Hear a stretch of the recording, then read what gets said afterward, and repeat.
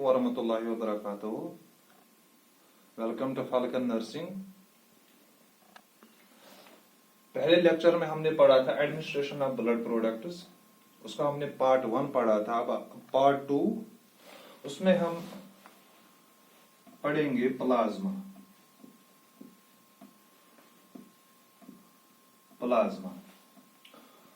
Sales हमने पढ़े, अब हमने प्लाज्मा पढ़ना है। प्लाज्मा में क्या आता है? F P. इसका मतलब है फ्रेश फ्रोजन प्लाज्मा। मतलब क्या है? एक्चुअली ये क्लॉटिंग फैक्टर है। क्लॉटिंग फैक्टर्स होते हैं, लेकिन इसमें प्लेटलेट नहीं होते हैं। No platelets.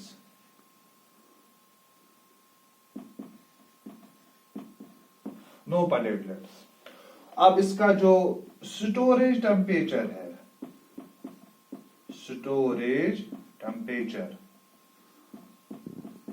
वो है -18 डिग्री सेल्सियस और कोल्डर, इससे भी ज्यादा, -18 डिग्री। ये स्पेसिफिक है, -18 डिग्री सेल्सियस। और एक यूनिट क्या है इसका? कितने ml के बराबर है? 1 unit equal to 200 to 250 ml fresh frozen plasma में।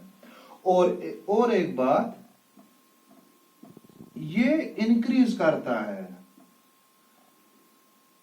It increases plasma volume. इसका मतलब क्या है? ये बर्न में भी हम इस्तेमाल कर सकते हैं। बर्न में इस्तेमाल कर सकते हैं, हीमोफीलिया में इस्तेमाल कर सकते हैं, शॉक में इस्तेमाल कर सकते हैं, and all that.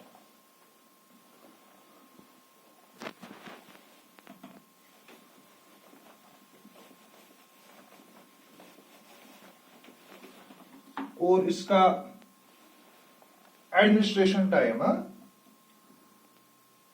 20 to 40 minutes में इसको एडमिनिस्टर करेंगे। ब्लड बैंक से आपने लाया तो 20 to 40 मिनट्स में इसको ट्रांसफ्यूज करना है।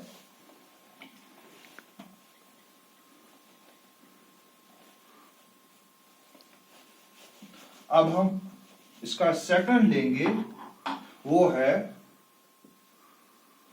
Cryo precipitate. इसका सिंपल भी क्रायो भी बोलते हैं। इसमें क्लॉटिंग फैक्टर होते हैं। क्लॉटिंग फैक्टर कौन कौन सा मेनली होता है? इसमें 5, 1 विल्ब्रांड, फैक्टर 8, ये इसमें ज्यादातर होते हैं। फैक्टर 3 भी, और फिब्रिनोजन।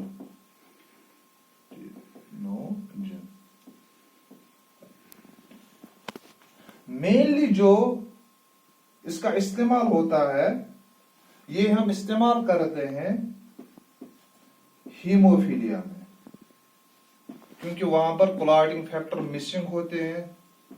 शॉक में भी यूज करते हैं,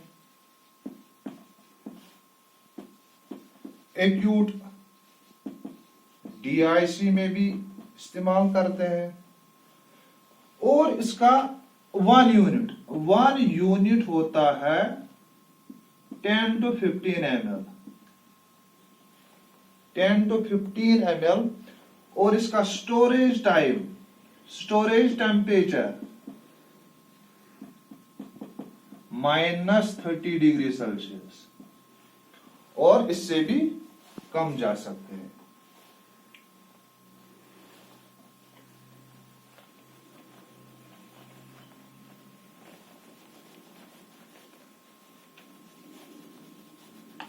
ये तो रहा ये जो ब्लड में कितने सारे जो प्रोडक्ट्स है, कंपोनेंट्स हमने पढ़े।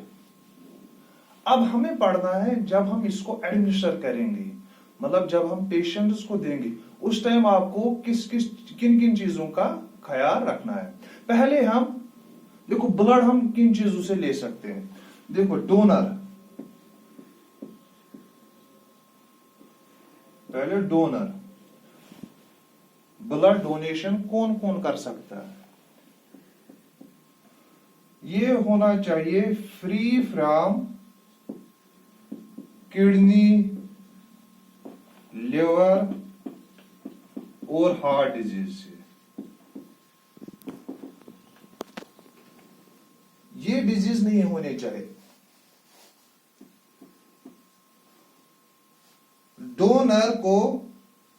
डोनर जो है उसको ALL, सेप्टिसीमिया, मतलब उसका ब्लड कैंसर नहीं होना चाहिए, ब्लड प्रॉब्लम नहीं होनी चाहिए उसको। और कौन कर सकता है? एज 18 to 65 इयर्स का बंदा होना चाहिए जो ब्लड डोनेट करेगा।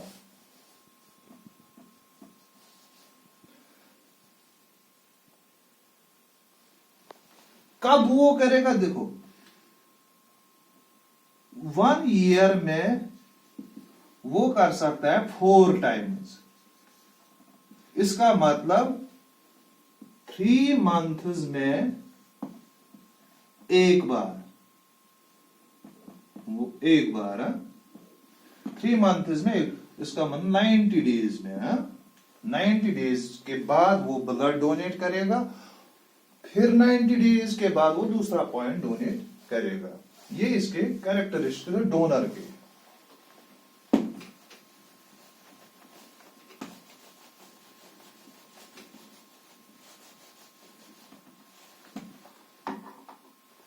अब जब आपका डोनर तैयार हुआ, आपने ब्लड लिया उसका, और जो आपका पेशेंट है, रेसिपिएंट, देखो डोनर और रेसिपिएंट, जिसको ब्लड जरूरत है, जिसको हमें ब्लड देना है, हम क्या करते हैं? इसको क्रॉस मैचिंग करते हैं। क्रॉस मैच, इसके हम RBCs लेते हैं। पहले हम इसका सैंपल लेते हैं RBCs, इसका हम लेते हैं सीरम ऑफ RBC, सीरम, और प्लस कॉम्बस सीरम, कॉम्बस सीरम, ये दोनों हम मिक्स करते हैं। अगर RBCs को एग्लूटिनेशन रिएक्शन हो जाए, एग्लूटिनेशन हो जाए, तो ये कंपैटिबल नहीं है, मतलब ये ब्लड इस बंदे को नहीं लगेगा, तो एग्लूटिनेशन रिएक्शन नहीं होनी चाहिए, तो उसी का ब्लड हम ले सकते हैं। तो ये हो गया क्रॉस मैच।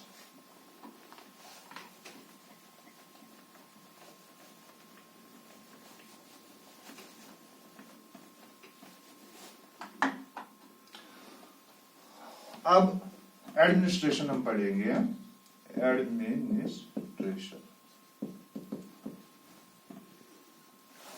आपने ब्लड लाया ब्लड बैंक से, पहले वो रेफ्रिजरेटर में होता है 2 डिग्री to 6 डिग्री तक आपने वहां से ले आया।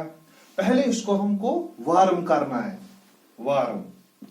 यहां पर क्या करते हैं डॉक्टर या नर्स, वो बोलते हैं आप यहां पर रखो, एक्सला में रखो, लेकिन वो गलत टेक्निक है, क्योंकि यहां पर ज्यादातर फंगस ग्रो होते हैं, तो ज्यादातर कंटेमिनेशन का खतरा होता है। इसीलिए वार्म रेडिएटर पे स्मेल करते हैं। इसके लिए अलग होता है ब्लड। आपने ब्लड लाया, ब्लड बैंक से जब ब्लड निकलता है विद इन 20 to 30 मिनट्स इसको स्टार्ट करना है। इन मिनट्स में आपको ब्लड वार्म करना है और क्या करना है आपको, आइडेंटिफिकेशन। पहले जब आप जाओगे, आप ऐसे नहीं आप ब्लड चढ़ा सकते हो पेशेंट को, पहले आपको वहां पर डॉक्यूमेंटेशन देखनी है, आइडेंटिफाई करना है क्या ये पेशेंट वही है। वो कैसे आप करो, उसके लिए आइडेंटिफिकेशन के लिए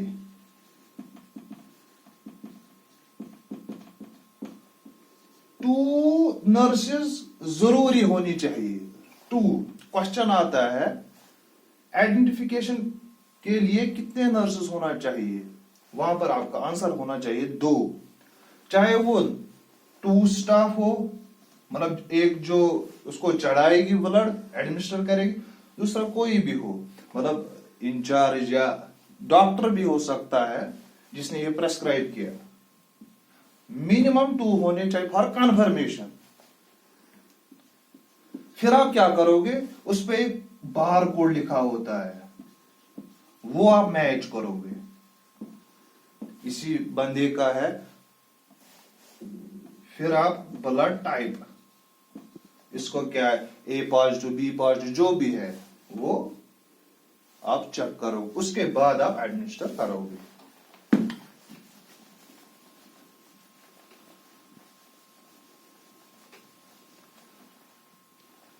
तो आप ब्लड को एडमिनिस्टर करना है, तो पहले हमको क्या करना है, कैनुलेशन।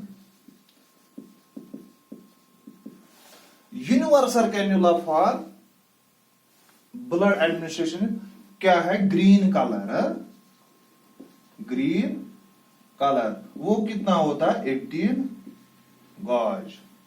18 गॉज यूनिवर्सल एग्जाम में आता है, कौन सा किस गॉज से हम ब्लड ट्रांसफ्यूजन कर सकते, 18 गॉज, बाकी क्यों नहीं। मतलब अगर हमने 24 गॉज से लिया, इसमें से भी दे सकते हैं हम, लेकिन क्यों नहीं दे सकते, इसमें जो है अगर 24, 20, 22 इसमें से, इसमें आरबीसी डिस्ट्रक्शन ज्यादा होती है। मतलब इतने छोटे से एरिया में आरबीसी को निकालना है, हिमोलिसिस होने का खतरा है। अगर मतलब पेशेंट आया, मान लो एरल वाला आ गया, कीमो पेशेंट होता है, तो 18 गॉज मतलब ग्रीन कैनुला आप नहीं लगा पाए, ब्लड ट्रांसफ्यूजन है। अब आपने पिंक कलर मतलब 20 गॉज का लगाया, या ब्लू 22। अब क्या करोगे, आप एक काम करोगे, ऐसे ब्लड, ये ब्लड है आपका जो एडमिनिस्टर का, यहां पर वाई ट्यूबिंग आपको इस्तेमाल करनी है, वाई ट्यूबिंग। यहां पर आपको नॉर्मल स्लाइन कनेक्ट करना है उसके साथ। नॉर्मल स्लाइन हेमोलिसिस को प्रिवेंट करता है। ट्यूबिंग में जो भी होगा, जो हेमोलिसिस होगी, नॉर्मल स्लाइन प्रिवेंट करता है उसको।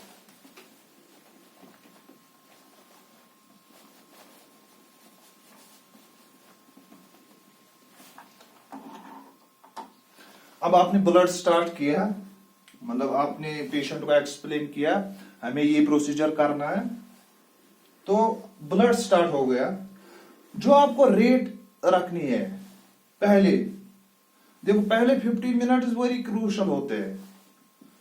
15 मिनट्स, इन पहले 15 मिनट्स में आपको रखने हैं 15 ड्रॉप्स पर मिनट, ये रेट रखनी है, 15 ड्रॉप्स पर मिनट पहले 15 मिनट्स में। क्योंकि इस टाइम, इन 15 मिनट में आपको पता चलेगा कि कोई रिएक्शन मत हो गई। देखो क्या क्या हो, एक्यूट हेमोलिटिक रिएक्शन होती है,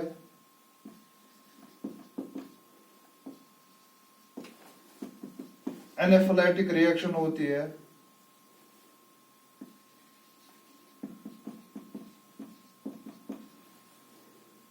पेशेंट कैसे प्रेजेंट है, जब आपने ब्लड स्टार्ट किया, फीवर, पेशेंट कंप्लेंट करेगा, फीवर, हेडेक, टैकिकार्डिया, ब्रैडिकार्डिया भी होता है। ऐसे पेशेंट आपको कंप्लेंट करेगा, तो इस टाइम आपको क्या करना है? इस टाइम आपको फर्स्ट नर्सिंग इंटरवेंशन जो एग्जाम में आता है, मतलब पेशेंट ने ये कंप्लेंट की, फीवर, हेडेक, जो भी हुआ, आपका पर फर्स्ट नर्सिंग इंटरवेंशन होना चाहिए स्टॉप, स्टॉप आईवी लाइन। जो भी लाइन ब्लड ट्रांस वो पहले स्टॉप करना है।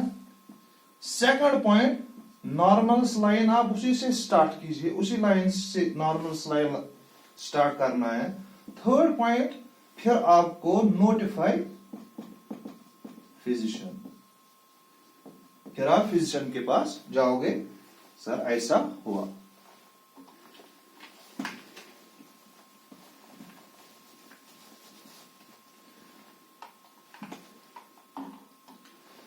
फिफ्टीन ड्रॉप्स पर मिनट आपने रेट रखी, 15 मिनट पहले, मतलब यूजुअली यहां पर नहीं करते, पहले हमको फिजिकल एग्जामिनेशन करनी है बिफोर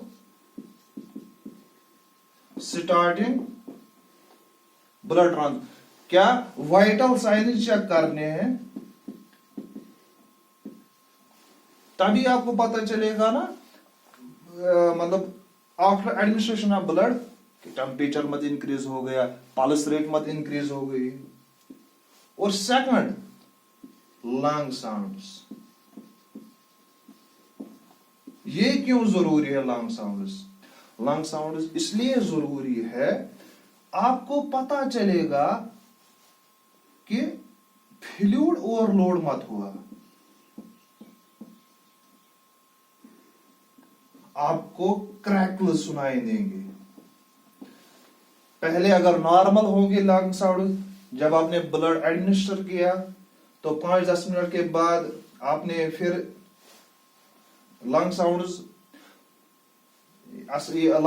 आपने सुने, वहां पर अगर आपको क्रैकल सुनी, मतलब कुछ अजीब सी आवाज सुनी, क्रैकल साउंड आती है, तो आपको उसी टाइम या फिर एडमिनिस्टर का ये का ब्लड आपको ये स्लो रेट करनी है उस टाइम, तो आप फ्लूइड ओवरलोड बचा सकते हो।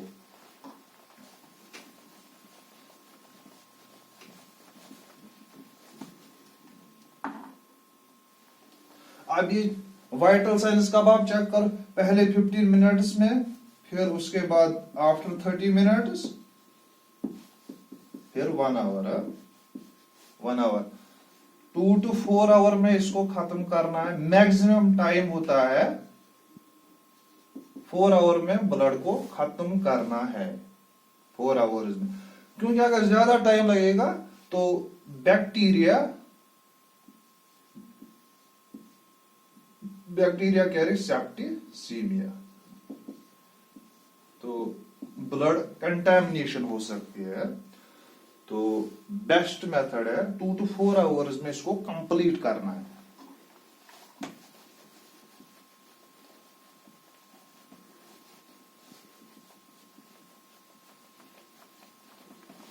तो और हाँ, क्वेश्चन, एक्यूट हेमोलिटिक रिएक्शन,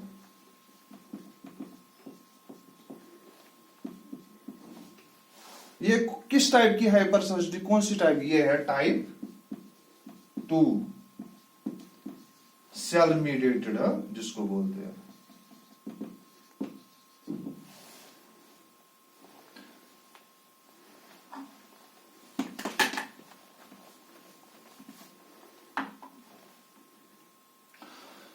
तो ये रहा आपका एडमिनिस्ट्रेशन ऑफ ब्लड प्रोडक्ट्स। हमने पढ़ा टीआरबीसीज, वो आपको होल ब्लड,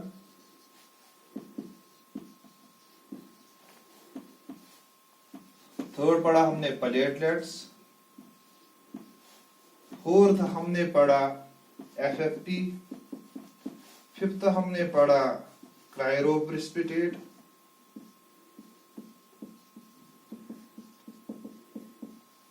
फिर हमने पढ़ा इसका एडमिनिस्ट्रेशन कैसे हम करेंगे,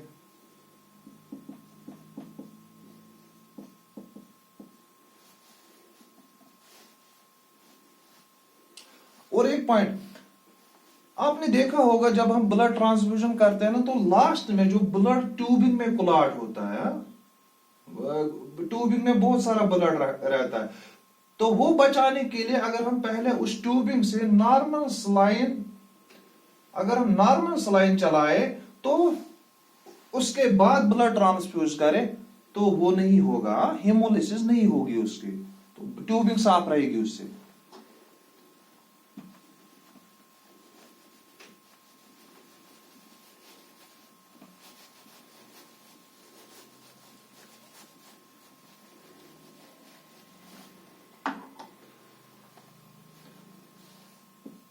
नियरली 50 ml, 50 ml जब ब्लड ट्रांसफ्यूज होगा,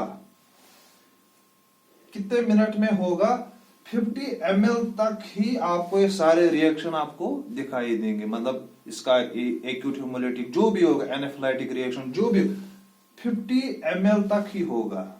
50 ml के बाद नहीं होगा, फिर वो डिलेड में आएगा, मतलब आयरन ओवरलोड आएगा, वो आपको मैंने पढ़ाया था, आयरन ओवरलोड वो डिलेड रिएक्शन में आएगा। 50 ml तक ये रिएक्शन हो, फिर आप रेट इंक्रीज कर सकते अकॉर्डिंग टू,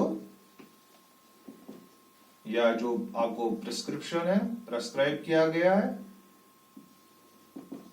और जो आपको पता है कि 2 to 4 आवर्स में आपको ये खत्म कर, अकॉर्डिंग टू ऐसे आप ये रेट रख सकते हो।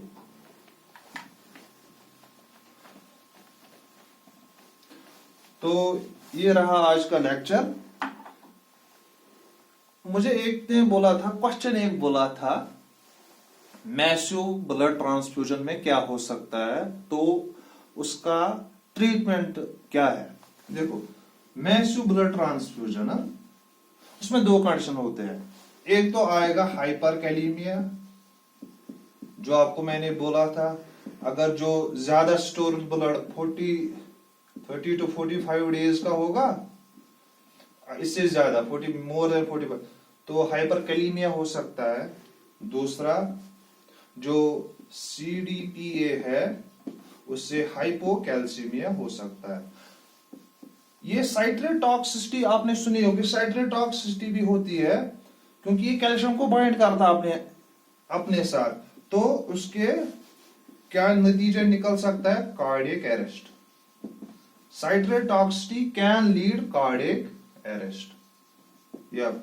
अब